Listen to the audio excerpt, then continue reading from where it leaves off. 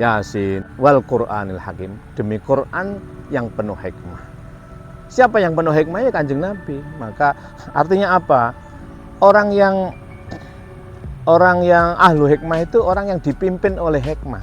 Dalam perjalanan dipimpin oleh risalah Rasul, yaitu selalu benar, selalu amanah, selalu tabligh, dan selalu fatonah. Jadi ahlu hikmah itu orang yang benar-benar berperilaku keterpujian, berperilaku seperti akhlak Muhammad.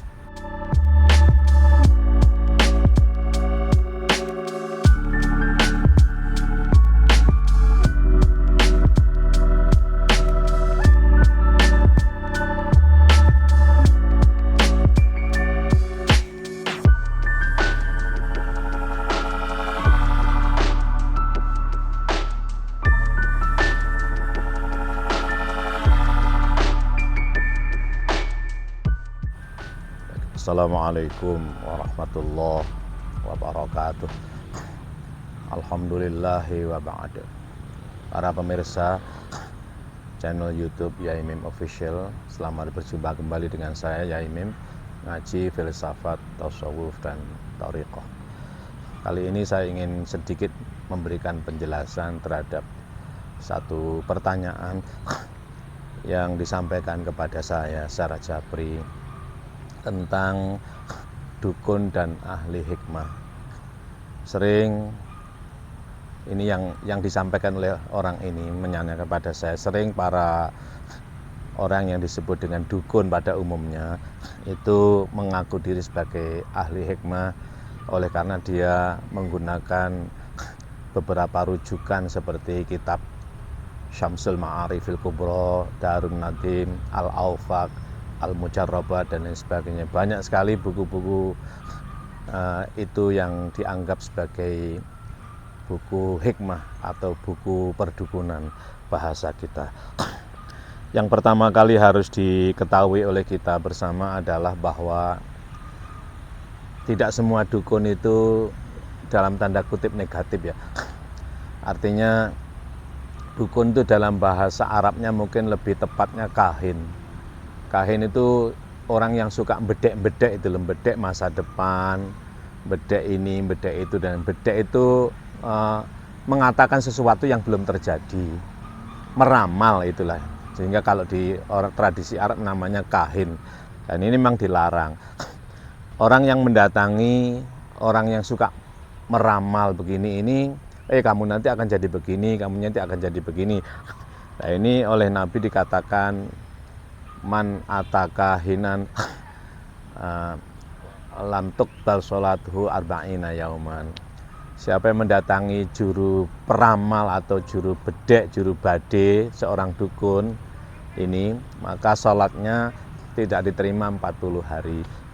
Artinya apa? Bahwa kita itu harus pasrah pada Allah, jangan percaya, jangan kenapa saya kok menanyakan hal-hal semacam itu kepada orang-orang yang dalam tanda kutip tidak bertanggung jawab, tidak mengerti, dia sendiri nggak ngerti, hanya dia sendiri nggak melihat dan juga tidak tahu. Dia hanya menggunakan cara-cara apa, kalau ini ya peramal lah, seperti orang kalau dulu itu meramal buntut yang nomor ditambah sekian jadi sekian, maka akan segini, dan itu sering tidak terjadi. Itu bisa mengganggu keyakinan kita. Dukun semacam itulah yang tidak boleh. Tapi di Indonesia ini banyak yang disebut dukun itu dalam arti positif. Satu contoh misalnya dukun bayi, itu kan menolong orang persalinan, dukun pijet, lalu dan lain sebagainya. Lalu sebutan kita mungkin pawang hujan ya, pawang ya. Tapi kalau pawang hujan itu beda dengan dukun ya. Ada memang di kampung itu, kalau ada orang selamatan atau punya hajat itu mendatangi orang yang hatinya bersih, lalu dimintai doa agar supaya acaranya lancar, tidak hujan. Dan itu benar terjadi, tidak hujan benar, ada memang. Tapi memang tidak bisa dibuktikan secara ilmiah. Saya kira hal semacam ini menyangkut kepercayaan masing-masing ya, tidak usah dipersoalkan. Saya akan kembali kepada sini. Ahlu hikmah itu tidak bisa serta-merta dilabelkan kepada orang yang dalam tanda kutip ahli perdukunan. Karena ahlu hikmah itu secara bahasa saja, apa itu ahlu? Ahlu itu ya ahli. Apa hikmah itu? Hikmah itu Kanjeng Nabi. Coba kita lihat dalam surat Yasin itu, surat ke-36. Ayat pertama ini, Yasin wal Qur'anil Hakim innaka laminal mursalin. Yasin wal Qur'anil Hakim, demi Quran yang penuh hikmah. Siapa yang penuh hikmah? Ya Kanjeng Nabi. Maka artinya apa? Orang yang ahlu hikmah itu orang yang dipimpin oleh hikmah. Dalam perjalanan dipimpin oleh risalah Rasul, yaitu selalu benar, selalu amanah, selalu tabligh, dan selalu fatonah. Jadi ahlu hikmah itu orang yang benar-benar berperilaku keterpujian, berperilaku seperti akhlak Muhammad. Coba kita kembali kepada orang-orang yang sering menggunakan buku-buku yang berbahasa Arab. Ada buku itu namanya Mamba Usulil Hikmah, yang di situ ada teori-teori tentang pengobatan, teori-teori tentang praktek-praktek yang dalam tanda kutip dimaknai sebagai perdukunan dan sebagainya untuk melihat hal yang gaib. Dan ini kalau ditangkap oleh ahlu hikmah, dia baik itu. Ada juga aufak kan istilahnya, tilasmun atau tilasma itu, angka-angka dan lain sebagainya, semua mengandung makna. Ada itu namanya satu buku saya punya juga itu. Hampir semua buku itu saya punya itu. Samsul Ma'arif Al-Kubra punya, Darun Nadim punya, Ad-Darimi punya, apa itu? Al-Aufaq Al-Ghazali punya. Terus yang paling saya senang itu Al-Mujarrabat Al-Imamiyah. Ini ada begitu-begitu itu, hirs-hirs itu memang ada.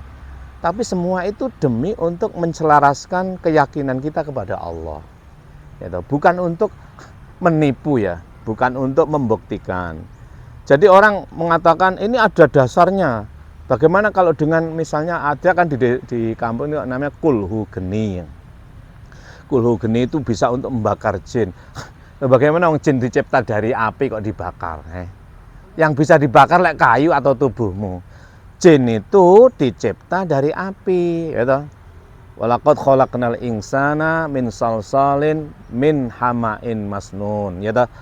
Wal janna khalaqnahu min qablu min naris samum. Jadi jin itu dicipta dari api. Api kok dibakar api gimana? Geni itu api. Nah, maka saya kira kalau sudah itu kebohongan, jelas kebohongan. Maka siapa yang ahlu hikmah itu? Ahlu hikmah itu yang prakteknya tidak menggunakan kebohongan. Kalau prakteknya menggunakan kebohongan, ya jelas itu bukan ahlu hikmah, sekalipun menggunakan buku-buku atau kitab-kitab yang rujukannya berbahasa Arab. Ingat, Al-Quran pun bisa kamu salah gunakan untuk menyantet orang, gitu. Jadi tergantung dirimu. Ada kok itu yang Quran itu disalahgunakan untuk menghancurkan orang, kembali pada niatnya. Itu ada waqul ja'al haqqu wa zahaqal batilu innal batila kana zahuqa. Itu katanya tidak menghancurkan orang. Nah, itu salah praktek. Nggak mandi begitu? Bisa jadi lebih mandi. Kenapa? Karena pasti kamu disukai oleh setan. Kamu disukai oleh hawa nafsumu, sehingga Quran yang suci itu kau nodai untuk kepentingan hawa nafsumu. Jadi begini ya, tidak semua yang berbahasa Arab itu, apalagi kitab-kitab berbahasa Arab itu diklaim sebagai rujukan para dukun yang tanda kutip tidak baik. Jadi kembali pada diri masing-masing. Kalau kamu ahlu hikmah, pasti sidik, ya, benar lakumu, ucapanmu, pikiranmu. Kalau kamu ahlu hikmah, pasti amanah, tidak khianah. Kalau kamu ahlu hikmah akan menyampaikan apa adanya. Kamu tahu sebenarnya kamu nggak ngerti, tapi ya opo ngapusi orang-orang yang dasarnya bodoh, butuh pertolongan, ya. Makanya sering orang yang datang kepada yang begitu disebut dengan orang pintar. Kenapa? Ya, karena yang bodoh, yang datang orang-orang yang tidak pintar alias bodoh. Maka jadilah orang yang fatona. Apa itu? Cerdas. Pikiranmu hidupkan, hatimu jernihkan, ya. Dua hal ini, yakinlah kepada Allah, kamu tidak akan jatuh kepada hal-hal yang dilarang oleh Allah. Kalau kamu sudah kepada Allah dan Rasulnya, selesai urusan. Bagaimana? Apakah boleh orang datang kepada dukun? Kalau kepada dukun pijet ya boleh. Tapi kalau kepada dukun yang suka meramal, musyrik hukumnya.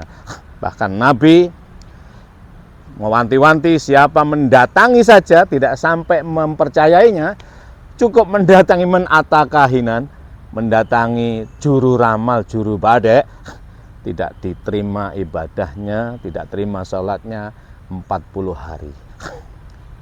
Barangkali begitu. Terima kasih, mohon maaf. Wa'alaikum minkum, wallahul muwaffiq ila aqwamit thoriq. Assalamualaikum warahmatullahi wabarakatuh.